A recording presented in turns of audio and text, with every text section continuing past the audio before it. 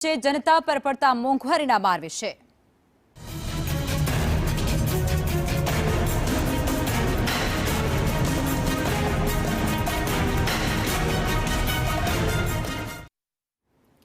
છેલ્લા 3 દિવસમાં સામાન્ય જનતા પર મોંઘવારીના એક પછી એક એમ કુલ 3 કોરડા ઝીંકવામાં આવ્યા છે। સૌથી પહેલા કેન્દ્ર સરકારે સોના અને ચાંદી પર આયાત ડ્યુટી વધારી દીધી અને તેના કારણે સોના ચાંદીના ભાવમાં સીધો જ 10 થી 12,000 રૂપિયાનો વધારો ઝીંકાયો છે અને ત્યારબાદ ગઈકાલથી દૂધના ભાવમાં પણ લીટરે ₹2 નો વધારો ઝીંકી દેવાયો છે અને હવે આજથી પેટ્રોલ અને ડીઝલની કિંમતોમાં પણ લીટરે ₹3 નો વધારો થઈ ગયો છે। એટલે કે જીવન જરૂરિયાતની આ તમામ વસ્તુઓ છે અને એ વસ્તુઓથી લઈ અને લગ્ન પ્રસંગમાં વાપરવામાં આવતા સોના ચાંદી સુધી એક પછી એક મોંઘવારીના ઝટકા એ સામાન્ય જનતાને મળી રહ્યા છે।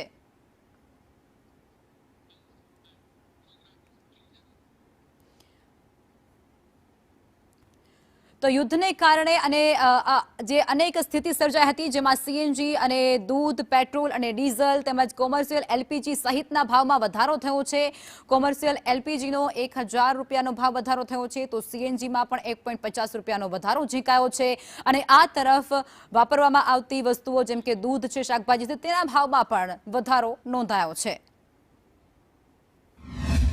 રાજ્યભરમાં પેટ્રોલ અને ડીઝલના ભાવમાં વધારો થયો છે ત્યારે સુરત શહેરમાં પણ પેટ્રોલ અને ડીઝલ છે તે મોંઘું થયું છે। આશરે ₹3 જેટલું પેટ્રોલ અને ડીઝલ મોંઘું થયું છે। પહેલેથી જ 2 દિવસથી લોકો છે તે સતત લાઈન લગાવી રહ્યા છે કે પેટ્રોલ નહીં મળશે અથવા તો મોંઘા ભાવથી મળશે।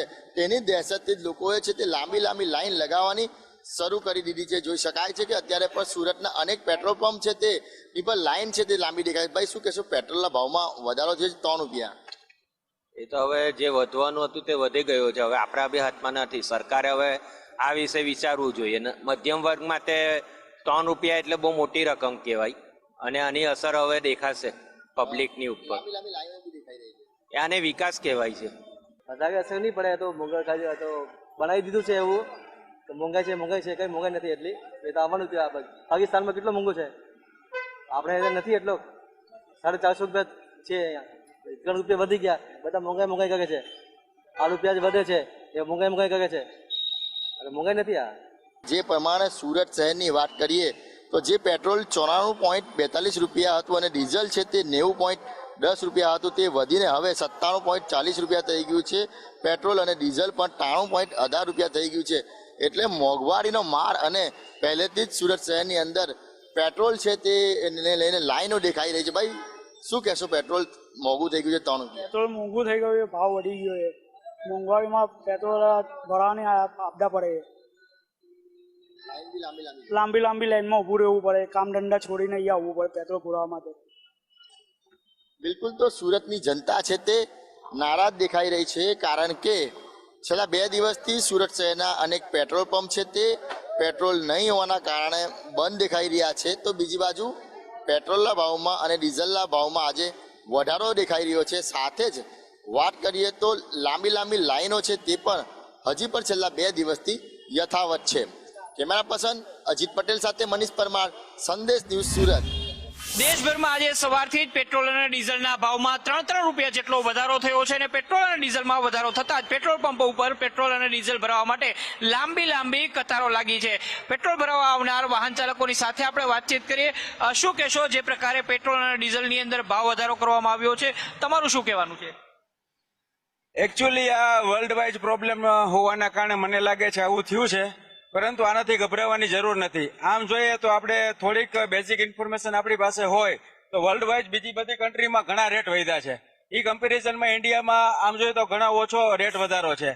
આનાથી ગભરાવાની જરૂર નથી। આ તો એક વર્લ્ડ વાઇડ જે ક્રૂડનો ક્રાઇસિસ છે, જે યુદ્ધ ચાલે છે એના કારણે આ પ્રોબ્લેમ હોય એવું મને લાગે છે। શું કહેશો, જે પ્રકારે કેટલાક લોકો લાંબી કતારો લાગે છે, ફૂલ ટેન્ક કરાવે છે, આ પ્રકારની પ્રવૃત્તિને લઈને તમે શું કહેશો? આનો મને કઈ મતલબ દેખાતો નથી। ગવર્મેન્ટ પાસે જે સોર્સ છે, હું સ્ટોર કરીને કેટલું કરી શકું? મારી ટેન્કમાં માનો કે 40-50 લીટર પેટ્રોલ આવે છે તો મેક્સિમમ હું 2-3 વખત ફૂલ કરી શકું। જે સિચ્યુએશન છે એની સામે લડવું જોઈએ। આની ચિંતા કરવાની કઈ જરૂર નથી, ગભરાવાની જરૂર નથી, બરોબર? પૈસા કમાવાની ચાહત રાખો, આ બધું ચાલવાનું જ છે।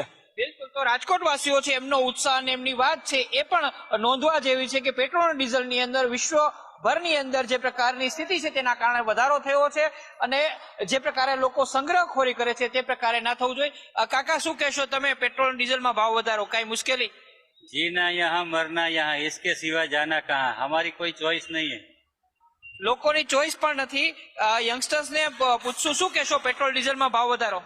क्या कुछ नहीं मतलब पेट्रोल डीजल में भाव बढ़ा है तो नहीं बढ़ा है, अभी 3 रुपये बढ़ा है अभी पूरा। 3 रुपया बढ़ा है. हाँ हाँ, ठीक है, गाड़ी कम चलाओगे? हाँ हाँ ગાડી ઓછી ચલાવવાનું પણ યુવાઓ છે એ વિચારી રહ્યા છે. એક તરફ પેટ્રોલ અને ડીઝલના ભાવ વધારો છે, બીજી તરફ રાજકોટ વાસીઓ છે એમની પણ અલગ અલગ પ્રતિક્રિયાઓ છે એ આવી રહી છે. કેમેરામેન વિપુલ બોરીચા સાથે મયુર સોની, સંદેશ ન્યૂઝ, રાજકોટ.